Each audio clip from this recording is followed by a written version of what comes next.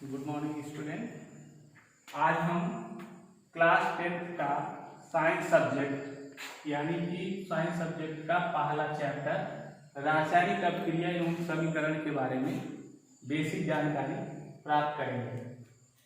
इसको इंग्लिश में कहते हैं केमिकल रिएक्शन एंड इक्वेशन। आपका पहला टॉपिक है रासायनिक अपक्रिया यानी कि रासायनिक अपक्रिया क्या होती है। तो रासायनिक अपक्रिया के बारे में आपको जानना बड़ा आवश्यक होता है।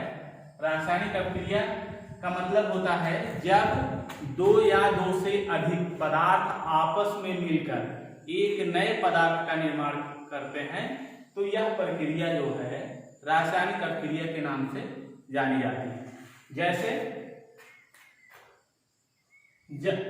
जैसे हाइड्रोजन और ऑक्सीजन आपस में मिलकर जल बनाते हैं।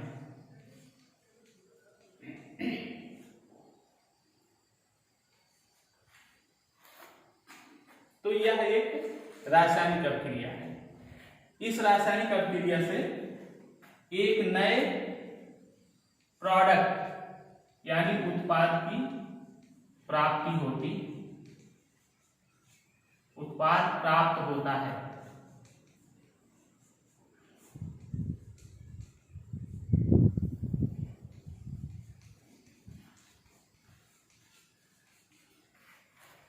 अब रासायनिक अपक्रिया के बाद आपका नेक्स्ट टॉपिक है रासायनिक समीकरण।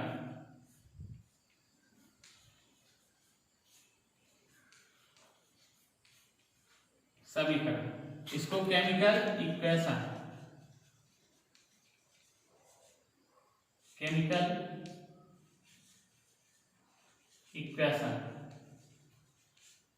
कहते हैं। अब रासायनिक समीकरण जब हम किसी रासायनिक अपक्रिया को उनके प्रतीकों या चिन्हों या सूत्रों के रूप में प्रदर्शित करते हैं तो वह हमारा एक रासायनिक समीकरण बनता है। जैसे इस रासायनिक अभिकरण में एक बहुत जरूरी बात है कि दो चीजें, एक तो अभिकारक, इसको रिएक्टेंट बोलते हैं इंग्लिश में, रिएक्टेंट। दूसरा होता है उत्पाद यानी इसको इंग्लिश में प्रोडक्ट बोलते हैं। प्रोडक्ट यानी कि किसी भी रासायनिक अपक्रिया में उसको जो है उसके सूत्रों के रूप में या चिन्हों के रूप में दर्शाने के बाद जो उत्पाद प्राप्त होता है, यानी जैसे दो अभिकारक अपक्रिया में भाग लेते हैं, यानी अभिकारक किसे कहते हैं इसको जान लें, जो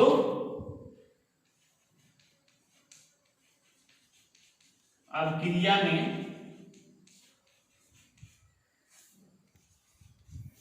भाग लेते हैं अभिकारक कहलाते हैं। इनको रिएक्टेंट के नाम से जाना जाता है। अब इस अभिकारकों के भाग लेने के बाद जो यानी रासायनिक समीकरण में या रासायनिक अपक्रिया में जो चीज प्राप्त होती है यानी जो पदार्थ प्राप्त होता है उसे हम प्रोडक्ट के नाम से जानते हैं।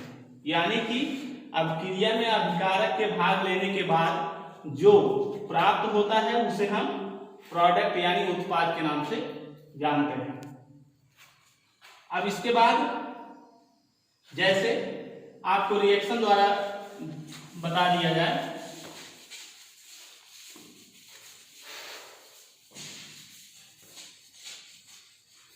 जैसे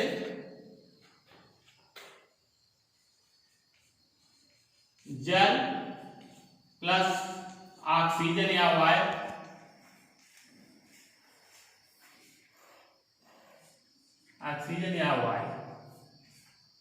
के मिलने से, यानी ये आपस में क्रिया करते हैं तो यहां पर जल बनता है, यानी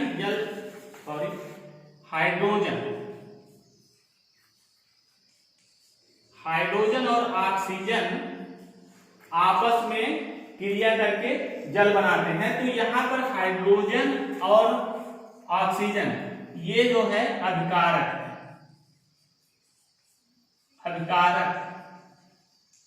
यानी कि हाइड्रोजन और ऑक्सीजन क्या कहलाएगा, अभिकारक कहलाएगा।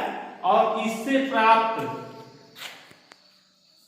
जल यह जो है हमारा उत्पाद कहलाएगा, उत्पाद, यानी इसको इंग्लिश में प्रोडक्ट कहते हैं। ऐसे ही रासायनिक अभिक्रिया बनती है। उसके बाद रासायनिक समीकरण को और भी तरह से जो है दर्शाया जा सकता है। जैसे आप मैग्नीशियम रिबन है, मैग्नीशियम, अब ये वायु यानी ऑक्सीजन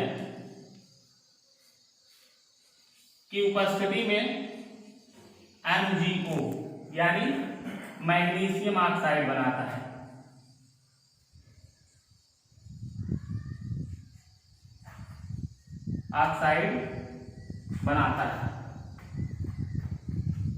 यहां पे देखिए समीकरण जो है संतुलित नहीं है, तो यहां पर हम 2 से गुणा करेंगे, इधर भी 2 से गुणा करेंगे।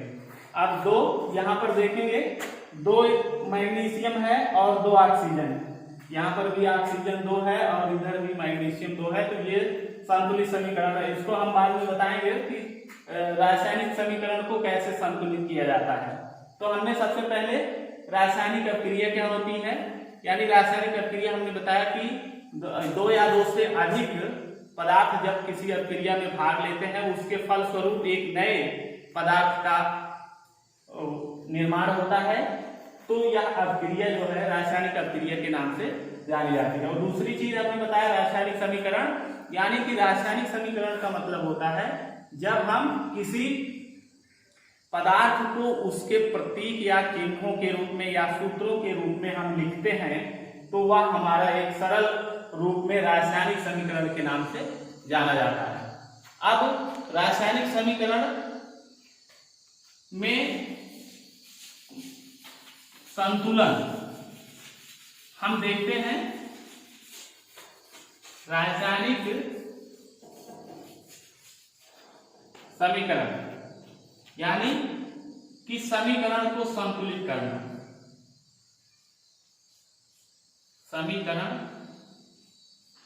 रासायनिक समीकरण को संतुलित करना, समीकरण को संतुलित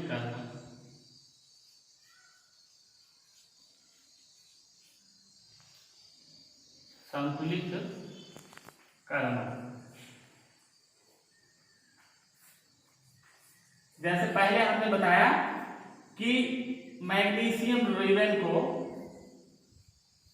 हम वायु या ऑक्सीजन की उपस्थिति में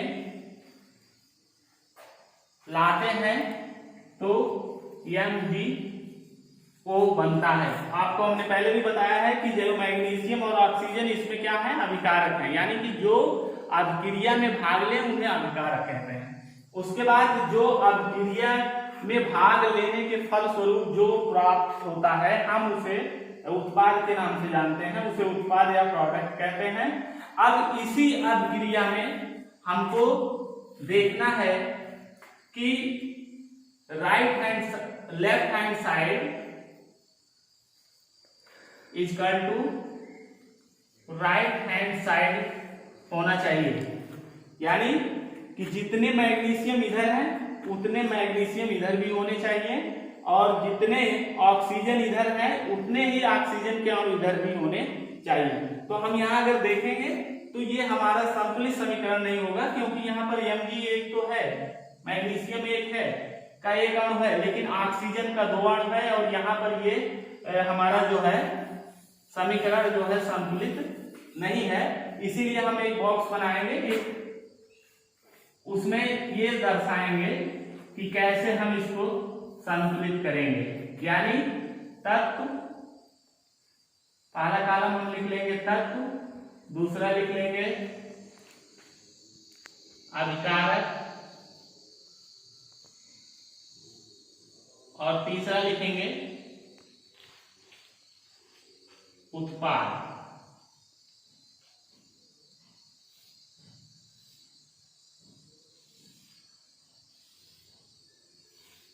तो हम यहां पर सबसे पहले तत्व लिखेंगे। एक तो Mg है यानी मैग्नीशियम और एक जगह पर ऑक्सीजन। अब तत्वों के नाम हम लिख लिए और उसके बाद अब देखेंगे कि अभिकारक यानी अभिकारक में कितना Mg है, 1। और यहां पर ऑक्सीजन का देखेंगे यानी ऑक्सीजन भी जो है अभिकारक में है, तो यहां पर ये 2 है। अब उत्पाद की बात करेंगे तो उत्पाद यहां पर Mg 1 है और ऑक्सीजन 2 है, सॉरी 1 है।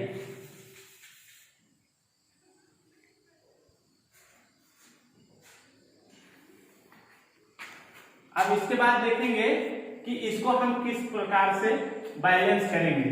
अब अगर हमको यहाँ मैग्नीशियम तत्व है, यहाँ पर एक अभिकारक है और उत्पाद भी अकेला है, ठीक है। उसके बाद सबसे पहले देखेंगे असंतुलित कौन है, ऑक्सीजन। यानी ऑक्सीजन एक जगह उत्पाद में 1 दिख रहा है जबकि अभिकारक में ये 2 है। तो 2 होने के कारण हम क्या करेंगे, यहाँ पर 2 से गुणा करेंगे। तो ये अभिकारक जो है उत्पाद के तब बराबर होगा जब हम अभिकारक यानी उत्पाद में हम 2 से गुणा करेंगे। तो हम पूरे में 2 से गुणा करेंगे। तो यहाँ पर देखेंगे गुणा करने से ऑक्सीजन 2 हो जा रहा है, लेकिन यहाँ पर मैग्नीशियम भी यानी जो अभिकारक यहाँ 1 है, यहाँ पर जो है ये 2 हो जा रहा है। और जबकि यहाँ अभिक्रिया में भाग लेने वाला अभिकारक मैग्नीशियम जो है वहां पर 1 ही है, यानी प्रोडक्ट में जो है 2 हो जा रहा है और यहाँ पर 1 है, यानी यहाँ पर ये 2 हो गया। अब क्या करेंगे, अब हम यहाँ पर भी यानी कि हम अभिकारक में भी 2 से गुणा कर देंगे तो यह उत्पाद के बराबर हो जाएगा, यानी कि ये भी 2 हो जाएगा और ये भी 2 हो जाएगा और अभिक्रिया जो है संतुलित हो जाएगी, समीकरण संतुलित हो जाएगा। अब यहाँ पर हम यहाँ 2 से गुणा कर दिए तो यहाँ पर 2 मैग्नीशियम प्लस 2 ऑक्सीजन, यहाँ पर बना जो है 2MgO, यानी कि हमारा ये संतुलित समीकरण हो गया। इसको हम मैग्नीशियम ऑक्साइड के नाम से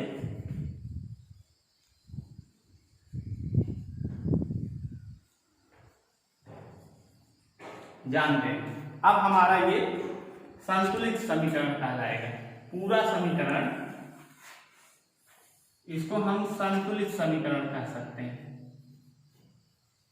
संतुलित समीकरण होगा। धन्यवाद।